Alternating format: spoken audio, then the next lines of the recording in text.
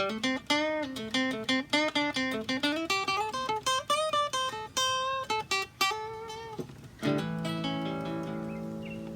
everyone, so we did a guitar lesson yesterday on bending strings on the electric guitar. Today, it seemed only fitting to do that on acoustic with our A minor blues scale. Not that you can't play any of those bends on acoustic, you can, but sometimes it gets a little bit trickier, especially when you get to your thicker gauge strings on acoustic guitar. So I thought we'd do an acoustic specific lesson. So main thing to keep in mind is we're still trying to relate these bends back to the shape, okay, of a scale. So we're using our A minor blues scale. We want to know where that note to bend is at within our A minor blues scale guitar shape, okay? So let's go ahead and play our scale just to get it under our fingers first.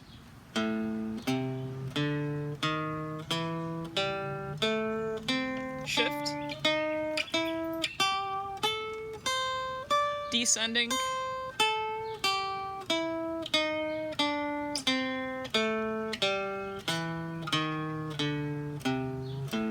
Now, if that scale was a little bit new for you, I would recommend going back through our lessons and just reviewing it really quick. That's always a great thing to do, just reviewing our basic scale shapes and skills.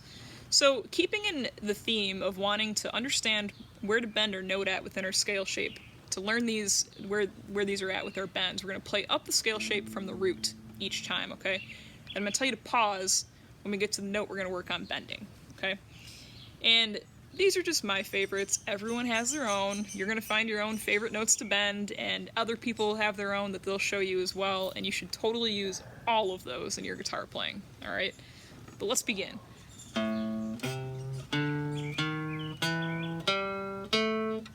Good, freeze right there. Now, this one, what I like to do with this note is actually kind of pull the string down to bend it. So it's like a little tiny bend by pulling down the string. And it sounds really nice if you go to that note afterward. So that's the technique.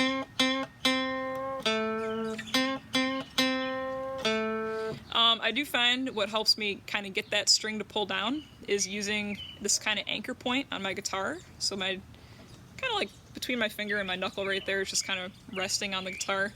And it helps me really pull that string down, just like with vibrato we do that. Alright, let's do the next one. Right there. So same type of deal, using that sort of pulling the string down. Now you might find in your solo, you won't tend to play the low notes as much. We want to stick to our higher notes to kind of get them to cut through the rest of the sound. But in a rhythm playing situation, it's really nice to have that string as a bending option.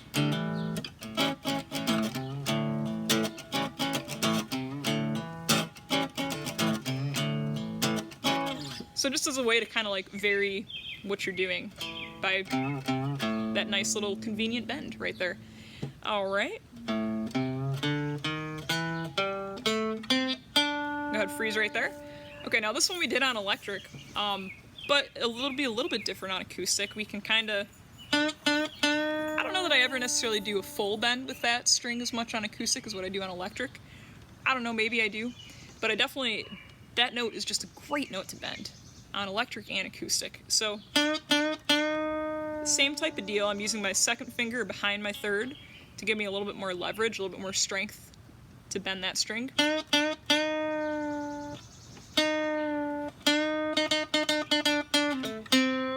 And it sounds really nice, you know, bending that note and then going into some other notes for a riff. We can also do put your first finger on the B string, bending the same notes here, okay? First finger on the B string on the 5th fret. You're going to pick both the G and the B strings.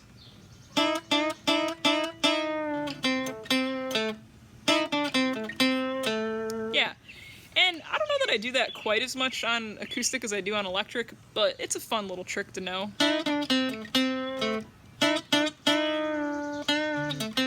Alright, we're going to play up our scale again. Shift. That note right there. This is just a great note to bend all the way around in this scale, okay?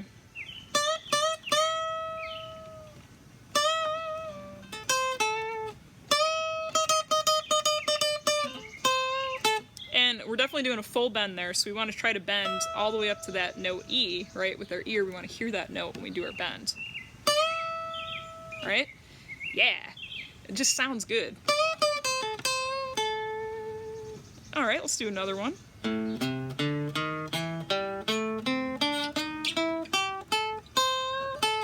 Right there. Go ahead and pause right there. This is the note C. We're on our first finger. 8th fret of the high E string. Now this note just sounds really nice as like a little, it's almost like a push, right? Like you're just kind of bending it a little bit with your first finger. Yeah, you kind of hear that, and it's kind of like a little push. And once again, I'm kind of resting my knuckle here. I got this nice pivot point on the neck, and just kind of pushing that string up a little bit. And then go into my other notes. So on our high E, we got this really nice full bend. And then in contrast, we have this nice little sort of half push bend, right? And you can combine those together like that to get like a very, I don't know, sort of B.B. King-esque sounding riff. And love B.B. King. I got to see him play live in concert one time years back. It was amazing. So you get like that very nice combination of notes, and you've add some vibrato to that last note. It sounds really nice. So those are some of my favorite bends. Oh, there's one we're missing. Let's do this one really, really quick. All right. No shift. Now, this one, like I talked about in the electric lesson, is kind of newer to me, but I'm really liking bending this note, you know? And when we're bending this note, normally, in context, I would be playing this note with my pinky on this scale. But I really don't have enough leverage to bend that string with my pinky, so I'm actually going to use my third finger with my second behind, okay?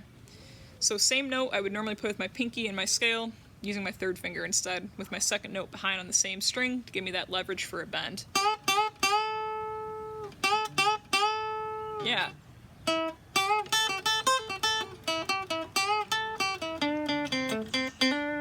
So just kind of to give you kind of an in-context thing. I sort of do that one, I tend to use that note in passing. We did this sort of like bend up to our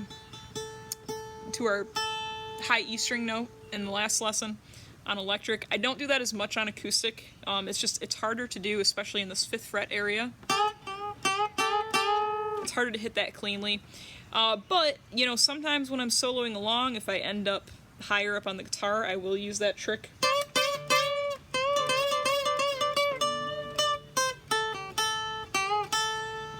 So hopefully between all these bends today, you guys have a little bit more in your guitar bend toolbox library for using for your improv, and hopefully it gives you an idea of, you know, the similarities and the slight differences between playing electric and acoustic as well. So keep on working along on your improv, incorporating bends and vibrato, all these great things, hammer-ons, pull-offs as we go along. And keep working on those bends. Once again, I will see you all tomorrow. Have a great rest of the day. Bye.